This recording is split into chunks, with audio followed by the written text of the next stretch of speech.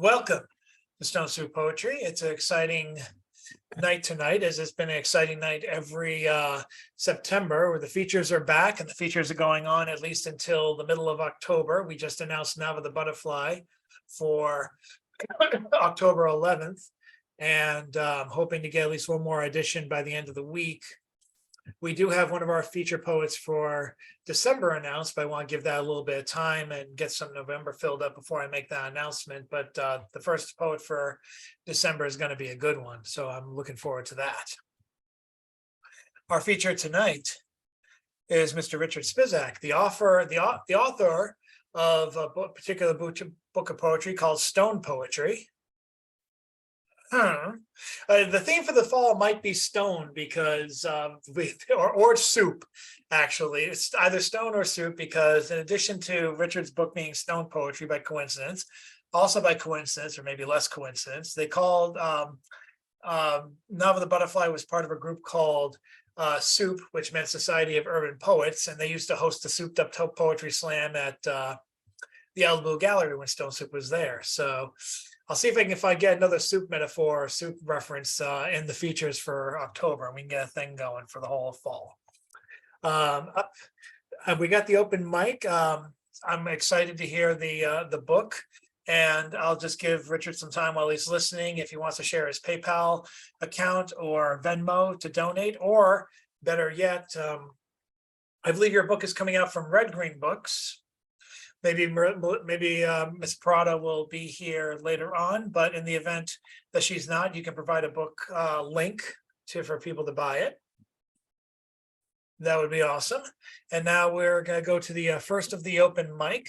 For those of you who might be listening from online via Facebook, or might be hearing this the next day on YouTube, we meet every Wednesday for the foreseeable future online. We did have a live venue for a while, but we lost it again, unfortunately. But we do have the prospect of another one opening up in Boston, or at least for special events. I'll be calling someone this weekend for that prospect. A lot of things are in action. Margaret Wessel, Jack Power's friend, is hopefully going to be in correspondence with another Stone Soup friend to get some of Jack Power's works, some of his archives in an appropriate library. The UMass Boston Library won't hold them anymore because they're kind of at capacity with it. We got all their doubles, so we are going to hopefully get a new home for that stuff, and maybe a home for more stuff. And hopefully Jack's artwork will find a home as well. That's the biggest news I got for now. But for now, let's go to the open mic. And it's always great to have her back. I always like having her kick off the open mic. Let's welcome up the lovely Rita Rusty Rose. Thank you. I'm so delighted to be here again, especially to hear Richard. I've been working on something for Halloween, and it's called Cheating Death. To call it a sonnet, well, I don't know. Cheating Death. The Reaper was posting names in grim scrolls. He set his blade in the dirt with a clink. Surnames were etched upon gray granite stone, and when mine was carved, I let out a shriek. Inch by inch, I neared the fixed reaping tool, my stony stare on death personified. Glad a hoodie concealed this ghastly ghoul as I seized his sickle with the hush cry. We battled for many souls in twilight, under a crescent moon who blind his orbs. Thus swiftly I pilfered death's steely sky, and me and moon howled till we could no more. For we had quelled death's unwelcoming knell. Life was prolonged for a brief winter spell.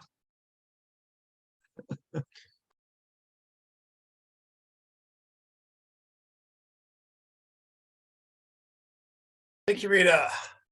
Up next on the open mic, I'd like to give our people who are listening patiently over the phone the shot. Carol Weston doesn't seem to be joining us tonight. Hopefully she'll be back soon. Instead, I will introduce, well, we always introduce her anyway, but instead we'll focus on the one person who is joining us by phone, and others will hopefully be joining us in the fall by phone, like Laura Lambert. Let's welcome up Miss Nancy Dotson, who needs to press *6.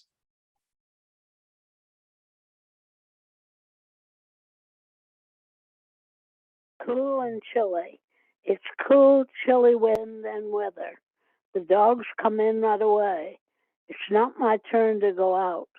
First, it will kill the plants. House plants are bedded ones. Fear of a kill makes me bring them in tonight. Frost kill or what? Will they survive? I doubt it.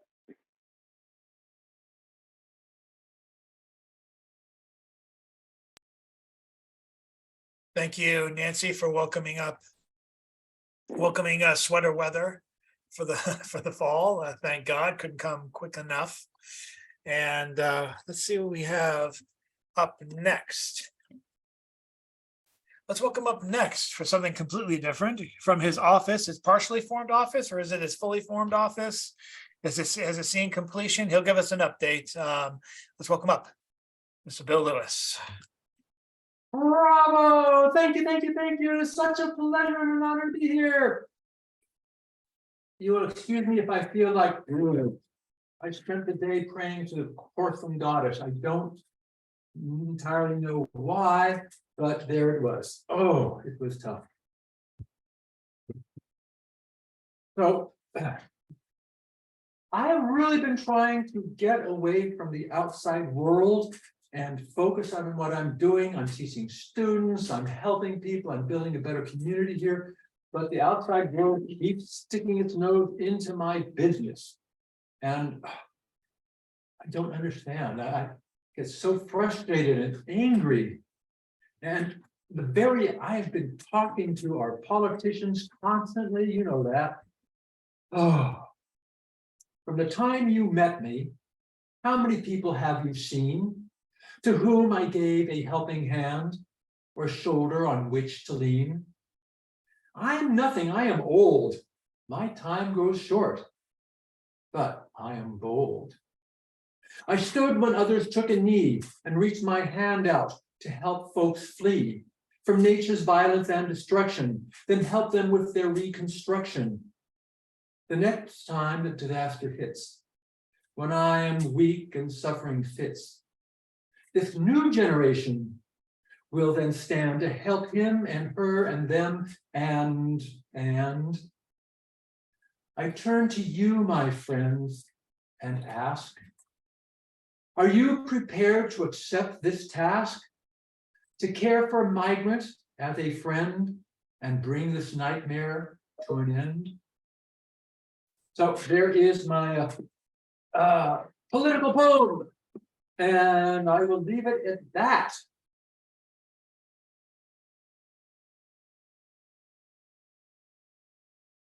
Thank you, Mr. Bill. I'm going to bring us over now to one half of the wandering wayward couple who just made their way back last week. Let's welcome up first of our poetry power couple, Miss Janro. Hi, this is called Grace Darling of the last century, Leo of the current choir, and the super blue moon, the 31st of August, 2023. A supermoon is about 220,000 miles from Earth, its closest. A blue moon is the second full moon in 1 month, and the next one is in 2037, 14 years away. We watched the super blue moon rise over the North Sea at Spittal, on the boundary between Scotland and England. It rose above the lighthouse, the furthest out of the foreign islands. So far out, drinking water had to be delivered to Grace Darling's family, her father, the lighthouse keeper. She died of tuberculosis about 4 years after she and her father rowed twice to where a disabled steamer broke in half. Grace and her father, rowing in the dark in the stormy sea, made 2 trips and saved 9 people each time. 40 drowned. I found myself giving a card about Grace to Leo and didn't understand why until Leo told me that his brother died young after helping people survive.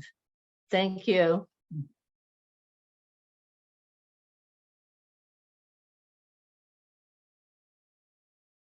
Thank you so much, Jan.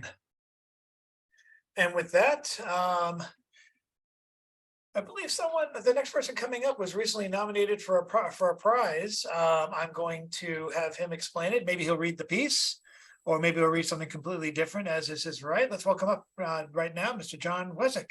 Thanks, Chad. Yeah, the editors of Bright Flash Literary Review nominated this piece for the Best of the Net. And, okay, what's the Best of the Net? I guess it's something that's out of Sundress Press. They do an anthology or something. So it's like the editors submit it, and there you go. So it's called Yuma. It's a flash. It's a creative nonfiction piece. It's a town of trailer parks, shopping malls, and not much else. I exit the interstate, cross the overpass, and pull a U-turn to get to the sushi bar. The staff speaks Korean, not Japanese, but the sushi's not bad. I order a rainbow roll and something else with eel, fried shrimp, and a drizzle of mayo. The green tea tastes of spinach water, and the rolls are wide as my wrist. With red tuna and green avocado, the rainbow roll wishes me a Merry Christmas in August. The tradition is my polite way to refuse Karen's lunch invitation. My mother's caretaker cooks filet mignon, but Mom suffered with C. diff for months, and I don't want a stubborn case of diarrhea. With her decades of nursing, Karen has a titanium intestinal tract. I don't. During the year I worked in a cancer ward, I spent a quarter of my time with one case of crud or another. After paying, I drive east toward jagged peaks of brown and tan, turn onto a back street and park on a dirt driveway. The glass door slides open. Annie the dog rushes through the gap and runs barking in circles to announce my arrival. She's knee-high and has curly blue-gray fur. After a belly rub, she runs inside. How was the drive? Karen asks. She's in her 60s, has a heart condition, and saved my mother from a nursing home. Did you stop for sushi? Yeah, I had the crouching tiger, hidden dragon roll. We pass through a living room that smells of cigarette smoke. John's here, Annie barks in the back room where my mom lies in a bed she hasn't left in 3 years. The stroke left one side of her mouth downturned in a permanent frown. Gravy stains her bib, and Concord grape-colored bruises model the arms that stick out of her sack-like nightgown. Despite a valiant effort, the air conditioner struggles against the 110-degree heat. Honey the cat perches atop the TV. Sometimes she'll sit on my lap, her sharp claws puncturing the fabric of my slacks. Hi, Mom, how's it going? Okay. She struggles to get this word out. I brought a few stories by Lori Moore. I sit by her bed and begin to read. I don't know what else to do. Neither of us are nostalgic enough to relive the past, so I read stories by my favorite writers, Kelly Link, Jim Shepard, Amy Bender, and Ron Carlson. After 30 pages, my voice grows hoarse. I toss a squeaky toy for Annie the dog. When she brings it back, we play tug of war, even though Karen asked me not to be careful of Annie's hurt neck. The dog's injury required laser treatments, but even with a PhD in physics, I don't understand how they're supposed to work. Annie pulls at the toy with such enthusiasm that I don't hold back. The dog loves it, and it makes my mom laugh. Hey, Mom, want me to hire some male strippers for your birthday? Oh, if you want to, John, her voice quavers. My mother will be 94 in December. The last few years sucked, but she'd lived on her own until age 91. After finishing another story, I say goodbye. The smell of alcohol fills the car as I dose my hands with sanitizer. I buy a latte at Starbucks, turn on Prairie Home Companion, and get on the I-8 going west. Across from the RV park and the last public restroom for miles, dune buggies drive up and down sandy hills, past irrigation canals that flow through fields of lettuce, miles of sand separated from the road by wire fence around the highway. I see a cell phone tower wrapped with brown tape and topped with plastic to disguise it as a palm tree. Past the Chevron station at Ocotillo, white windmills stand like monster robots as I-8 climbs into the hills. Boulders the size of freight cars surround the interstate as if thrown in a giant's temper tantrum. The radio cuts out in the middle of Guy Noir, and I tune to a Mexican station playing mariachi music. It's either that, Top 40, or some preacher's diatribe. There's a tower I never stopped at and a cistern of undrinkable water to cool overheated radiators. Across the road on the downgrade, a ramp provides escape for runaway trucks. I once stayed at a desert motel that had hot springs but won't tonight. Past Alpine, I-8 widens around El Cajon and fills up with city traffic. The radio's back, so I turn to Swami's sound system and listen to punk rock as I pass shopping centers, SDSU, and a deli I always wanted to try. I thread my way to the right lane to get on I-805 north. By the Children's Hospital, I remember driving back from Pamela's place in City Heights. My wrists were wrecked. I was out of a job and I doubt I'd ever work again. I merge onto I-5 in the last miles, drag Del Mar Heights, Via de la Valle, Loma Santa Fe. I take Manchester to the coast highway that parallels the Pacific. Even though I've lived here for 20 years, life is fickle and I won't be able to view the best ocean forever. Spending a precious day of rest out of a full-time schedule of 11-hour work days is tedious, but I'm lucky. All I have to do is pay the bills and make like Jay Leno. I don't know how other caretakers do it. When I reach my mother's age, there will be no wife or even unworthy children to look after me. I take Tamarack to my apartment complex on Harding Park and Space C and trudge up the stairs, ready for a hot shower and several beers. I'll never hire the male strippers. Thanks, everybody.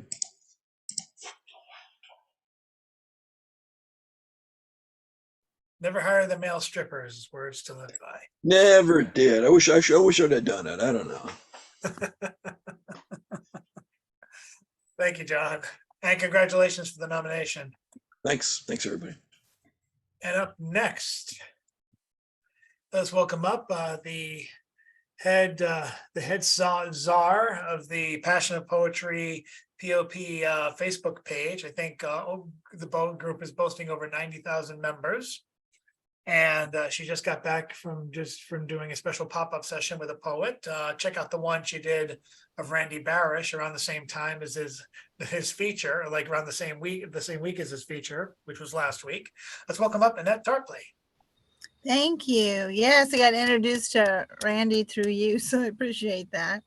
And this one, usually when people come on to my pop chats, I usually ask them to come up with a title, and then we both write on it and present it. And my guest a couple nights ago came up with, "I Don't Fit in Your Box." I tried for so long to conform, to fit in the box that society has labeled the norm. In my vain efforts, I somehow lost myself. Confusion knocked at my door.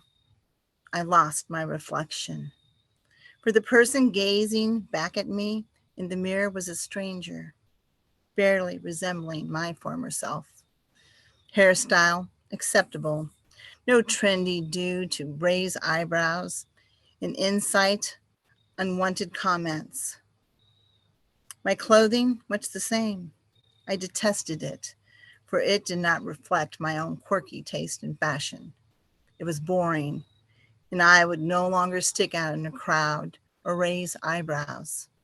I liked raised eyebrows. I liked turning heads. I liked making fashion into a trendy, closed art form. My makeup was conservative. I now looked like others, a cookie cutter face of complacency. In trying to conform to social norms, I found me beneath the layers of deceptive disguise.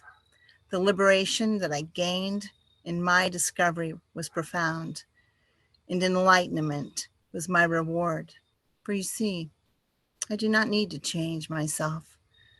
I need to be free to be who I am, not who you want.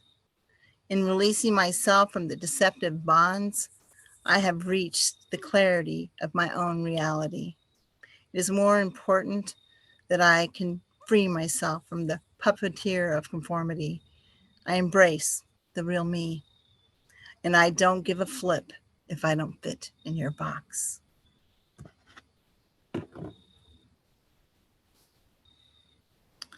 Thank you.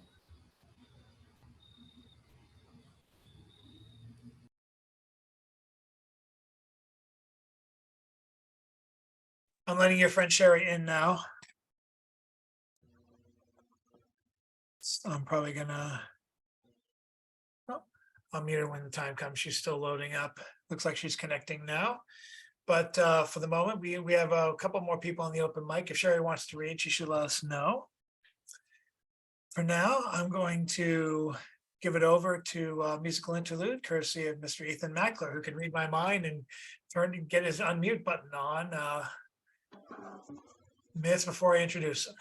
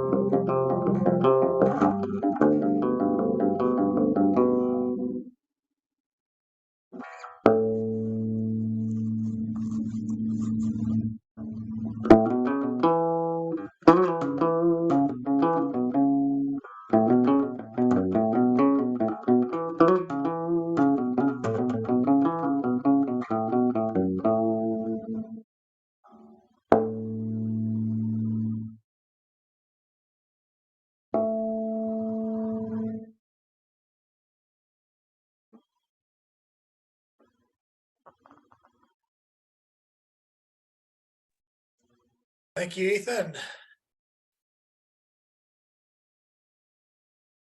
Sherry, welcome. Let us know if you want to read on the open mic. Whoops, can't hear you. Let me unmute you, or I'll ask you to unmute. Hi, I just got here. Oh, didn't know if you wanted to read. Well, Okay. I don't have Okay. anything to read. I have something in mind, but let me see. I'm actually looking through the book it was just published in to try to find it real quick. Oh, cool. And anything real fast. Well, I don't want to take up your time. It's got to be here. I've got a couple places in here looking for something small.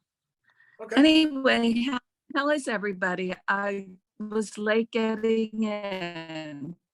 Oh, you're just on time. Okay. All right. Give me a minute. I guess I could look back here, like what page it's on.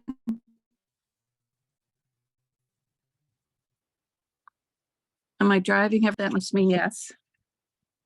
All right. You want to wait and give me a minute?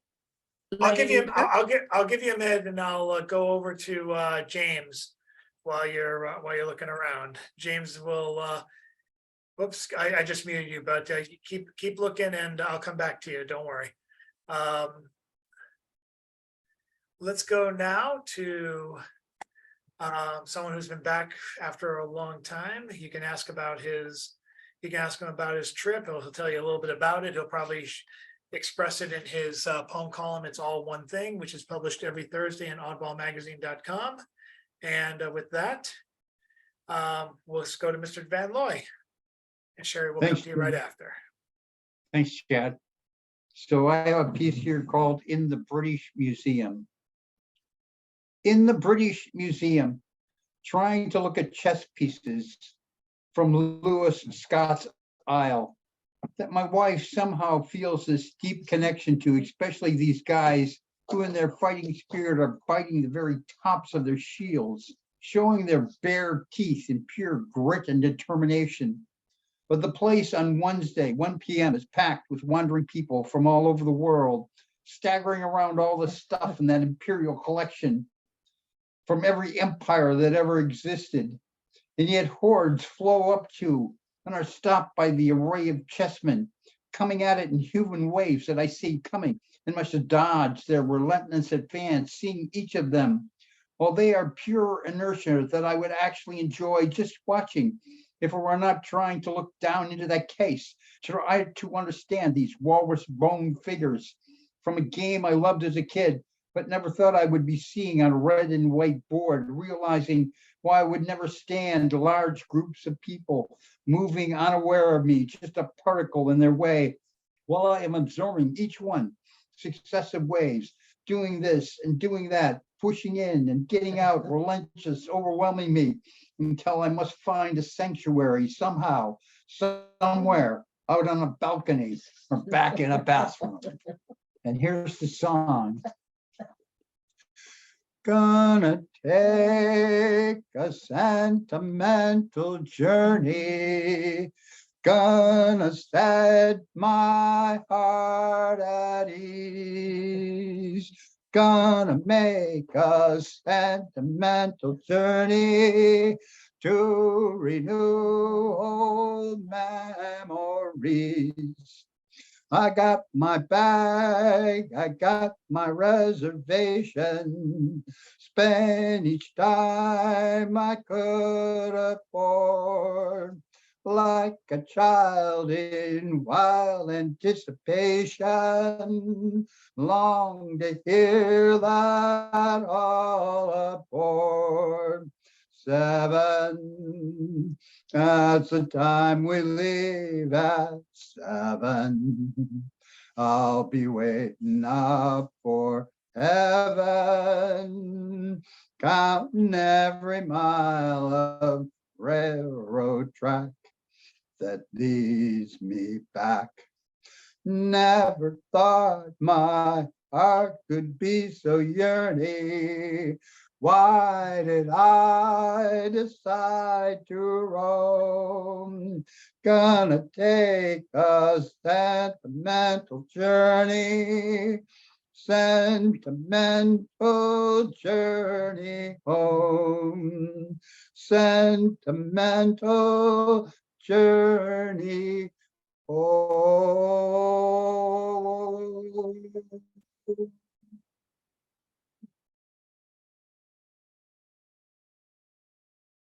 Thank you. Thank you, James. And now Sherry, if you want to unmute yourself, I think you showed the journal, you found the journal, so I think you're ready to go over in the open mic, or it seems that way. So all you gotta do is unmute yourself, and everyone welcome Sherry.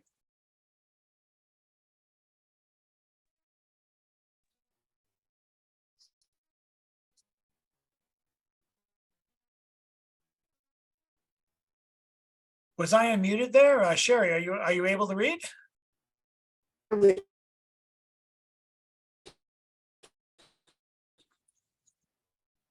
Am I don't know I if you want, talking? I don't know if you want to hold the phone closer, but it was just hard. I couldn't hear anything you said for a moment. Can you hear me now? Yes. Oh, okay. I don't know what happened. Okay, now this one is a 57577. I know you know what I mean by that. And it's called Red Bud. Where am I? A black rose petal falling from a withered stem. A red bud remains. A table awaits. An empty flask of wine sits, waiting a soon end. No longer will the scent speak, a bewildered petal rest. A love lost aware, a romance has come to an end, a grieving their affair. It seems nothing lasts, a summertime ends so fast, a red bud remains. Summer has to come to end, a red bud will come again. So there is my, it's Red Bud, and it is a haiku done twice.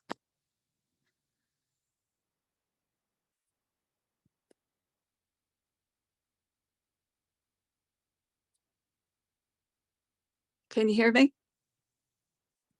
I can hear you, Sherry. Oh, okay. Well, thank you very Okay. much. Okay, dear, yes. And we do have one more person who just joined us on the open mic. He'll close us out and we'll segue to the feature. So let's welcome up Mr. Robert Fleming. Good evening. I'm Robert Fleming, a visual poet from Delaware, and I'm going to share the screen. I'm currently preparing a submission for Four Feathers Press with the theme of Dead Poets of Southern California, Memorial Poetry.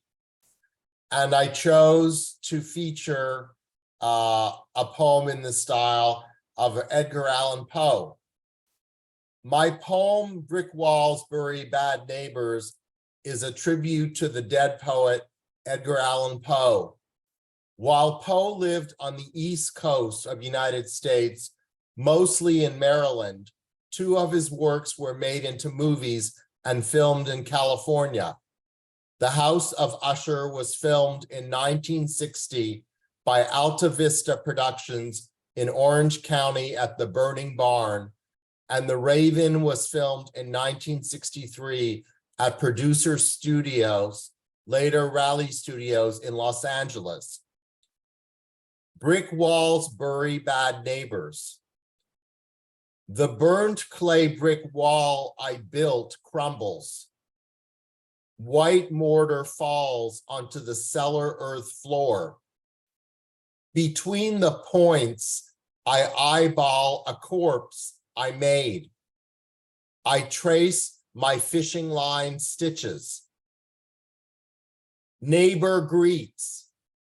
Was my life worth willow branches weeping over your yard? I cover my ears with palms. My heart rattles and my fingernails bleed. how to shut off dead speak. Oh, mortar, cement lime, sand mixed for interior spaces above grade. After my cellar flood, I am above grade. I repoint with below grade S mortar. Thank you. And that was my tribute to Edgar Allan Poe. And I was inspired by his movies where he did premature burial and put an alive person behind a cement wall.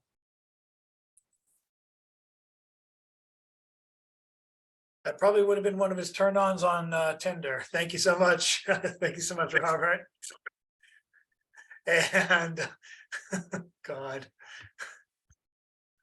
Turn off sepulchres? No, anyway, let's let us, I don't know what the hell I'm saying. Let us go now to I don't know if Mr. Brian Franco is ready to read. He just joined us. We were just about to get to the feature, but if Brian wants to do one now, or if you'd like to wait until afterwards, he can close us out. It's totally up to you, sir. Oh, hold on. What was that? I'll do one. Let me Okay. just I think it's right here. Hold on. Trying to pull things up. Okay. This is relatively new, so called Scotch on the Rocks. The bartender dips a metal scoop into the ice machine. The ice sounds like little marbles when it lands in the glass. He sets it atop a pockmarked bar. When he pours the scotch, you hear the slight Rice Krispie-esque crackle of the ice objecting to its eventual melting. It's the top, excuse me, it's the top shelf stuff that you rarely get. The bartender asks if you're celebrating something. He mentions that he remembers when your dad brought you in to celebrate your first job after college, back when his now deceased uncle owned the place. He pushes the glass across the oak. It travels less than a foot before it arrives at you. You lift it to about where your chin is. You tilt it back and forth. The ice jingles. It sounds a bit like one of those collars people put on their dog when they dress it up like an elf at Christmas. You lift it till it hits your bottom lip. It smells of caramel cooking away in a pan. Your top lip rises just enough for a sip of liquor to travel over your tongue to your taste buds and slide down your throat. A warm sensation happens for a few seconds that feels like you won an award for sighing. During this time, you closed your eyes when the scotch entered and opened them when you set the glass onto the bar. You exhale through your nose before sip number 2. You say to the bartender, "Yes, Travis, I am celebrating," but you don't tell him what you are celebrating. You don't order a second drink. You leave a generous tip. He says to have a nice night and says your name. As you walk away, you wonder what you two would talk about if you ran into each other at a diner. Thank you.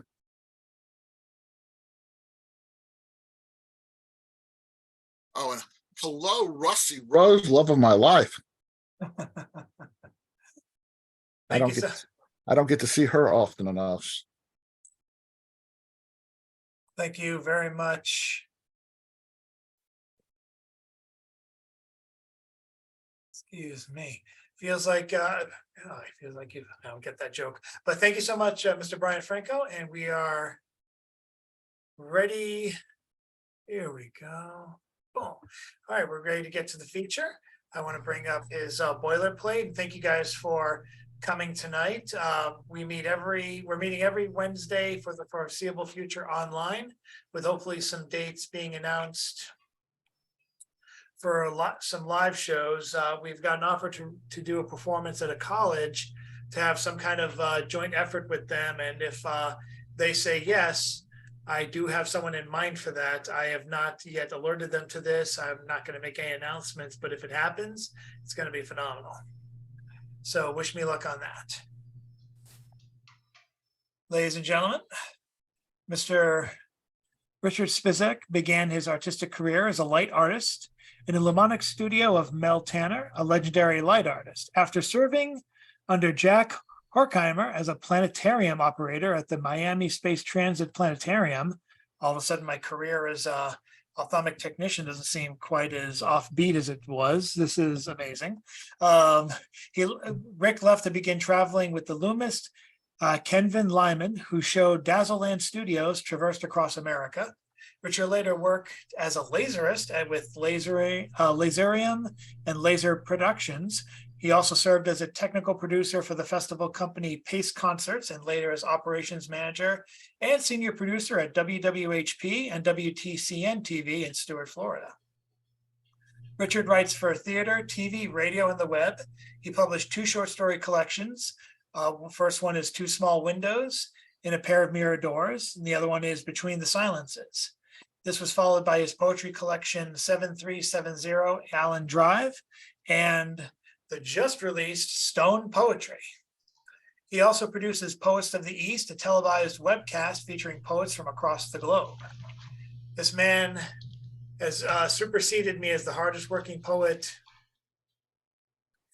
in the country.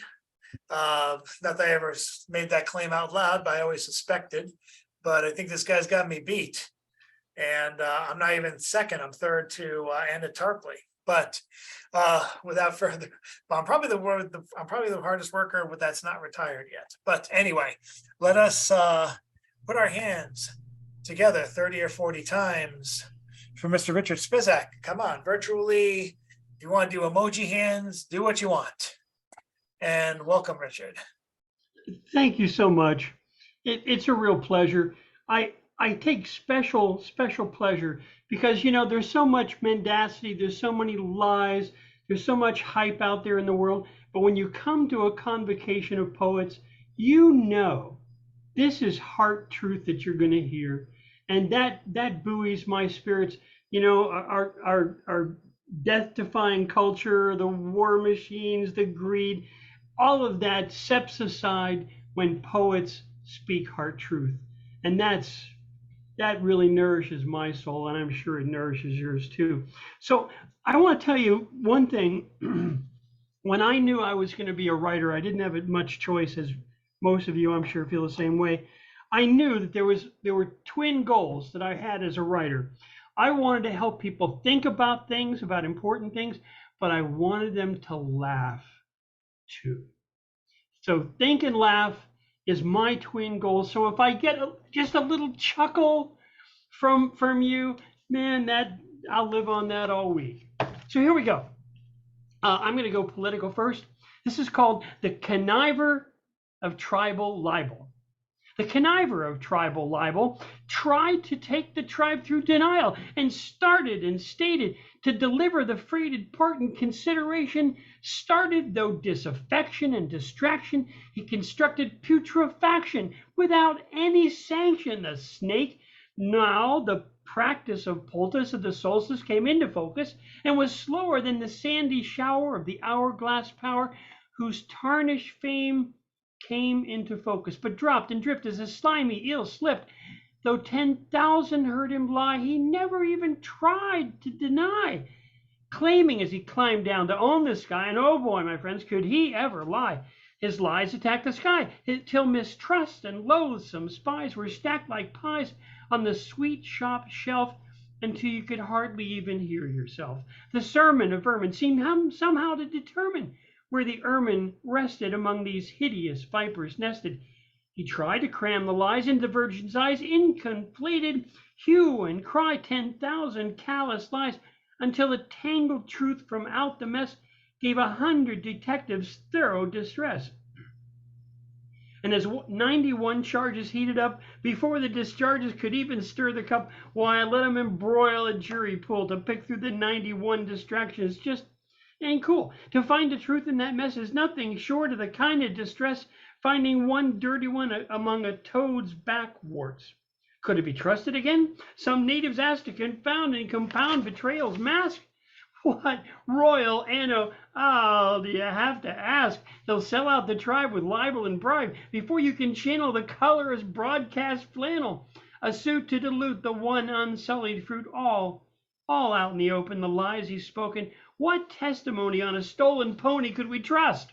His endless, senseless urge to crow from the golden emboldened redoubt out loud, intended to only confuse, wrangle and tangle all the folks in the pews, the believers and cranks, the pusillanimous and glorious mubbing, grubbing tanks, up armored fuels he loves to misuse, deploying his lies, and we all know why. They just can't recall what he's after here now.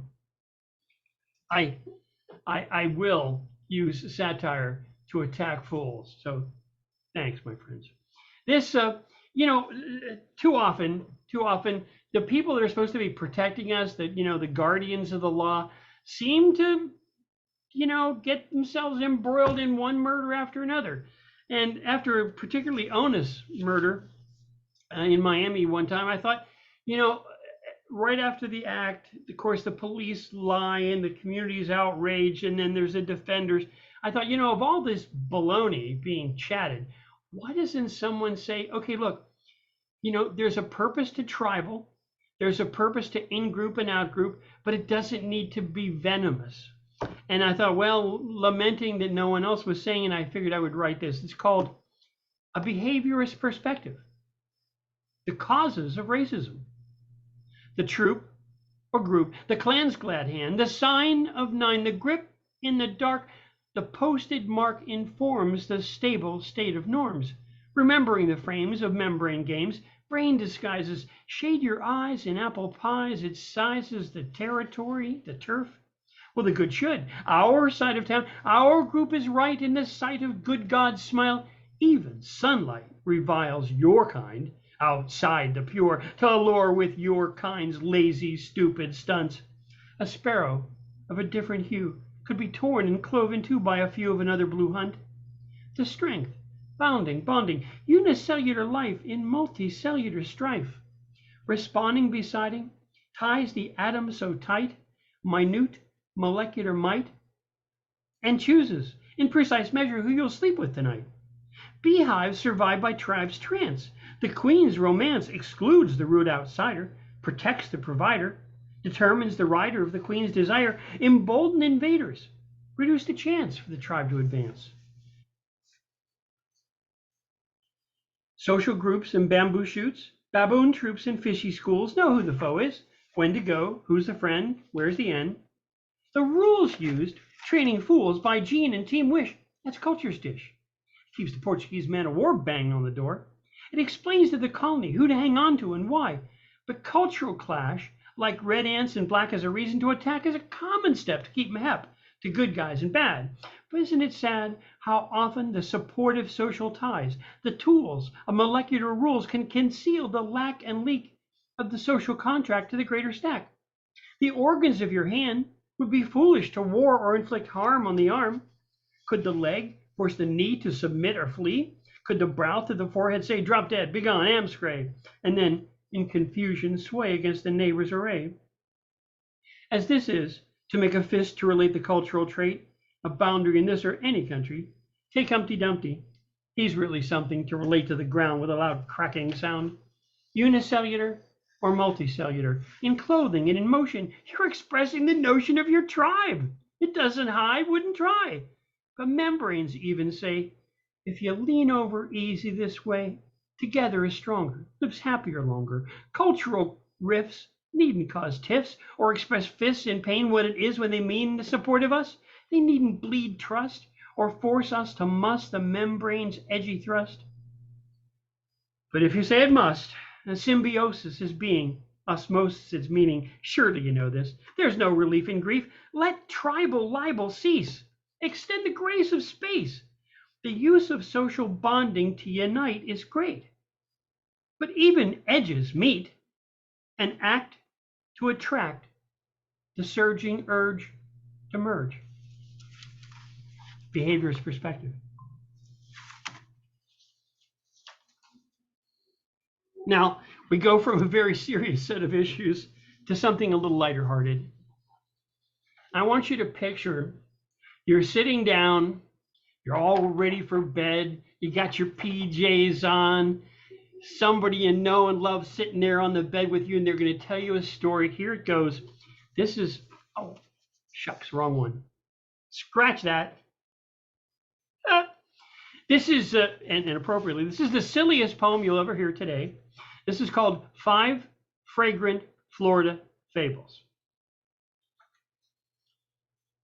People know that Florida is crazy, that crazy people flock there like magnets.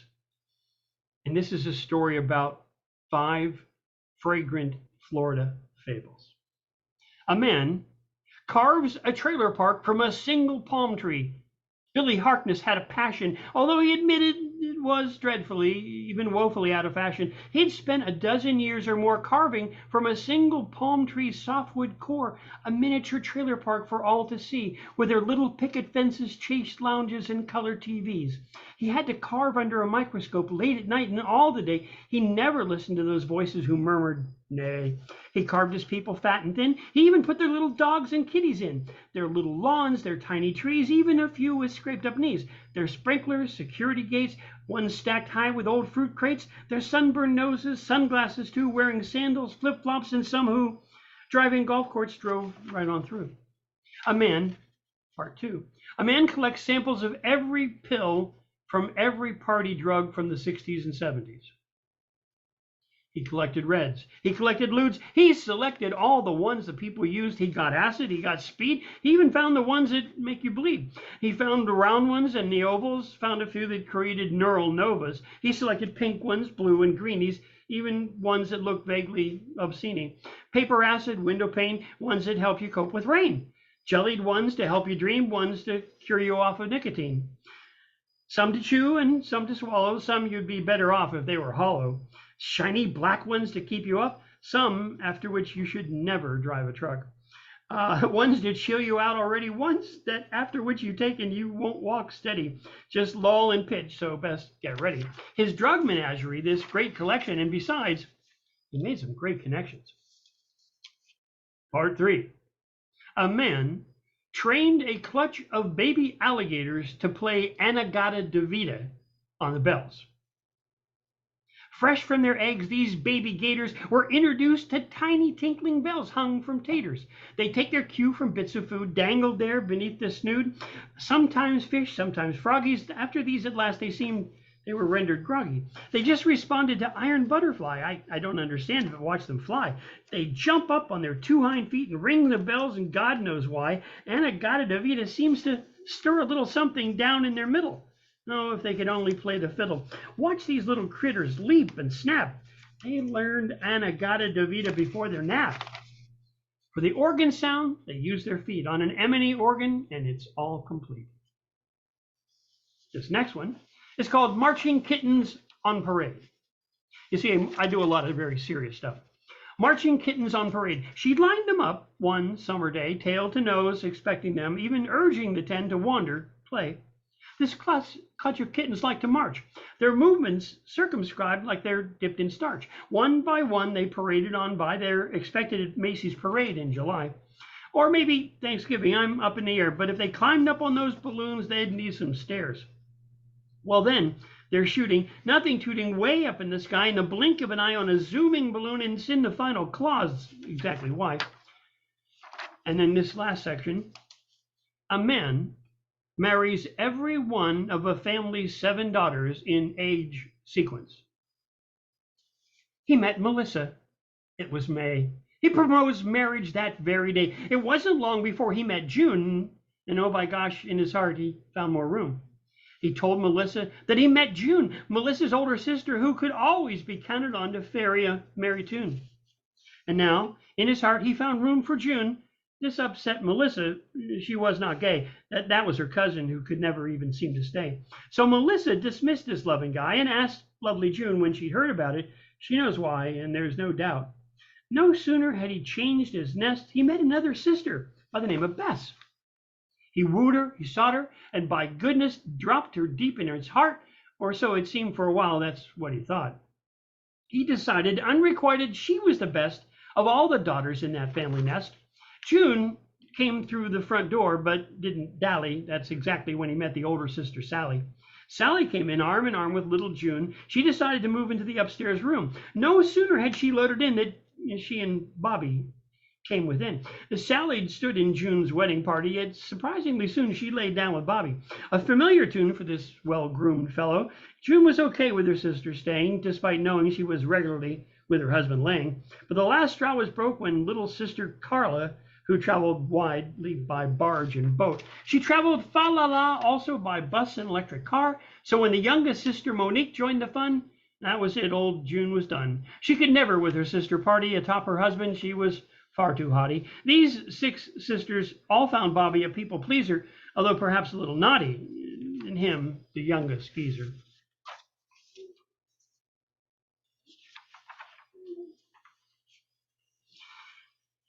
And now, as the old saying goes, something completely different.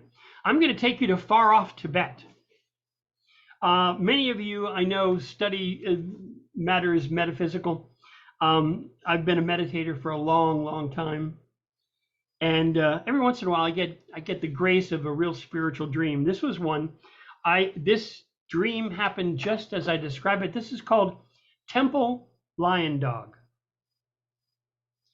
Flying o'er the temple zounds, I watched, while as a sacred lion dog I roamed the groomed garden and temple grounds. His patrol punctuated with fierce barks and growls. I also watched in interest from high above, because you see, I was also in the lion's head, and both now were me. During his training to patrol the temple grounds, he'd been taught special barks, charmed with sacred magic sounds. Each a spirit starts. In every bark a prayer, his barks profound, and in these marked sigils gleamed and glowed in air. Full powers bound, he bounced and pounced as he toured the garland and garden grounds, where chanting monks midst prayers were found. Sacred barks, these powers made such sounds profound, commands any shade. Few are aware of the subtle war that shrieks beyond the temple door. The temple souls seek solace and sanctuary, but that's really not even half the story.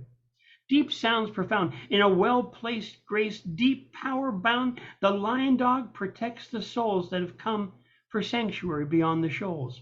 Amidst the scrolls, no more than solace, a palace of light, a torch in the deep, the sacred temple bathed in prayerful light. Yet, just outside, some wicked ghouls who would disturb the troubled sleep of souls who need this temple's sacred peace. The lion dog protects and guards their sleep. While I flew over, observed and watched, this lion dog patrolled and never stopped. My vantage view soars from o'erspread and suddenly peers from deep inside the lion dog's noble head. I watched as dangerous spirits wandered by, as if they dared and seemed to try the temple walls and garden pierced, had not the sacred lion dog appeared. I strolled the garden's border, warned them off. Sure, I know that some might scoff as I watched the lion dog scare 'em off. These drifting spirits mischievous sought, would float by dreaming should the lion dog stop. The lion dog bark and warn them away. Beware his massive jaws, these shades would shrink before his law, ne'er stay. Keeping demons from the ground, his guardianship was more than mortal ear could sound. Which wizard sent to ancient temple to dissemble, that acolytes and others might shriek in fear and tremble? The enemies of the temple crow and bray. That's why our patrolling lion dog in sacred voices say, we are trained for courage, and ever on sacred food are nourished. While I on watch guard our grounds from villains vain and demonic rage, which I knew and sensed even then, I couldn't see them, press them thither. The lion dog barks across the grounds, patrolling the temple, guarding always from any dissonant sound. I watched as villains strove to worry, shake the gentle vibrations of this dear and sacred place. While on patrol I spotted villains near, I would bounce and pound to face them and put them shame to fear and brace them. My barking was marked in air by floating sacred sigils, like monks marking the ancient scrolls and vigils. These floated in air, gleaming, as if the barking signals streaming. As lion dog, I marked our temple's border, a sacred guardian set to protect the flaming ancient order.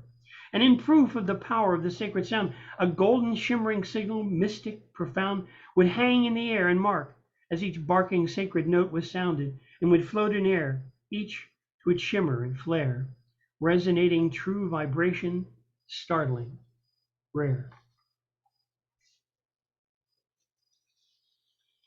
Um, 5 more minutes, so, Chad? Okay. This is, everyone's been talking about AI recently, and this is my my gentle chiding about humans being replaced by AI. And there's real truth sprinkled in this, so watch out. Don't be scared about being replaced, even though half the jobs in China will soon be filled by AI. You needn't fear. Being replaced as a score of tiny implants improve your face with electric eyebrow, silicone hair. You'll have a new look when we throw the switch right there. Old wetware ditch. Expectations out of joint. Replace the avatar and reanoint. Get your daily marching orders from a droid who'll give you over. After once you dig your digital lover, you'll so much enjoy you'll ne'er recover. Expectations out of joint. Replace the avatar and reanoint. Now, your digital robot boss monitors your heart rate. Everything's uploaded, nothing's lost. Compels you to take that tranquilizer, then just one more. Oh, how far away drifts the factory door. You'll never be the wiser. I'll tell you when you're done, you scab. We've allowed any choice of dull gray you'll have. In fact, your quota's raised again. I don't know. You're made of skin, destined for a wetware grave. Don't worry. Though the profits are getting thin, you'll never guess the plans we've made. And there's still one more meeting to zoom to before we pour you in your grave. Fewer humans on the factory floor, but we've selected a new android for you to adore. She'll haunt your days and warm your nights and share 15 kinds of midnight delight. Not only that, she'll make sure you're early at the warehouse door and prompt at your desk tomorrow, balancing your joys with the precious precision calculated sorrow. Expectations out of joint. Replace the avatar and reanoint. Your updated assessment is now ready. No taint of human mocking Freddy. Since you'll be rated by an avatar boss, of course, for any small victory, we will calculate the cost of any pleasure you may receive, but be sure it's offset by tomorrow's grief. Expectations out of joint.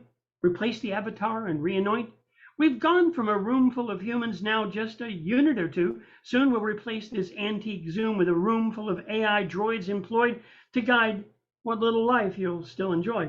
Your robot boss will crack the whip and scrupulously monitor your smallest slip. Your robot lover will test your dreams against the corporate AI schemes. We know you'll be at work on time. Your robot lover has a built-in chime. Expectations out of joint. Replace the avatar and reanoint.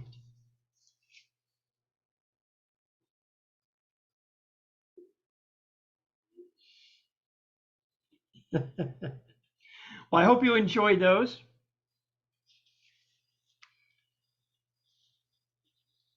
Let's put your, oh boy, comment from Rita. Richard's rhymes are seamless, unforced heaven, a form hardly used today except for rap. Never thought I'd hear scab rhymed LOL in regards to the last AI poem. It should also be noted that the recent strike had agreements in the settlement to get back to work, and one of them was AI would not write anything that they do. So be on the lookout. If anyone tells you, as someone had once told me not too long ago, about 2 weeks ago, I love AI. It does my emails for me. It does everything. I'm like, don't. No. If you're using AI for help, like, sorry, I can't talk about this right now. Send. Like if you need it for that, you need it you're way too using it as a crutch. But that was an amazing touch off and a nice timely one. I can't wait to review this again for the crouton poem for later on. So virtual rounds of applause for everyone. And of course, the scans, I meant to say the links. And if the RSW Poet is part of your PayPal, let us know, Richard. And if you do have a PayPal or a Venmo, send that to me and I'll resurface that. But of course, I think what he would like you to do is check out any of his either of his short story collections, Between the Silences, Two Small Windows, and of course the other book, 7370 All Allen Drive. That's the poetry book. And of course, Stone Poetry. I'll find the link from Red Green Books and post that as well. So definitely support them if you can. I'll be posting the links on my own Facebook page. If you're interested in friending me, if you haven't yet, there's stuff there to be had. And of course, on the Stone Soup Facebook page, I'll be posting that information as well. A real pleasure. A real pleasure, folks. Thank you. Thank you so much. What's your next project? Well, I'm going to be starting back up with Poets of the East. And we've Okay. got some interviews coming up. I've got some folks lined up from Asia and some from Eastern Europe and some wonderful, good people from the USA as well. I can only ask you to share that information on the, as I do with everybody. Annette is also welcome as well for anyone who has to share. It's hard to share everywhere, and the algorithms suck with Facebook these days. So Stone Soup is one of the few places where I think it's able to get out to the open. So please share your stuff with Facebook, and I'll do my best to do the same. And good luck with you. And I can't wait to see what the first episode is. This sounds exciting. Thank you so much. And thanks to you and other people for keeping the global aspect of poetry. You know, the live readings have kind of died out to a large extent. I don't even know what the Cantab is doing these days. But I know, and Stone Soup is a little on shaky ground so long as my home life is has been shaky as well. So it's hard to get anything done. But the one thing that has stayed is this international audience, you know, the people that I wouldn't be able to see if we were just meeting at down in Cambridge. So I'm glad I admire everyone from you guys to people who aren't on here, like David Leo Sarah, who are able to broaden the net even wider than I can do. So kudos to them, and kudos to you, Richard, and good luck with the sales of the new book. Thank you so much. Thank you. An honor to be with you. Thank you, guys. And with that, we'll do the big wave. And what I want, I'd like the hand up for Brian. That's a good move. Oh, Yeah. I want to say something. Oh, go ahead. A while back, I was driving through Tennessee, and Mr. Spisak allowed me to feature for his wonderful. He has a wonderful open mic in Johnson City that is a wonderful event for anyone to try to feature at or just attend. And it's at a little vegetarian restaurant. And I just wanted to say thank you to him for that. And then also next Monday is my next Cafe Journalismo, and I will make sure to put that into the Stone Soup thing.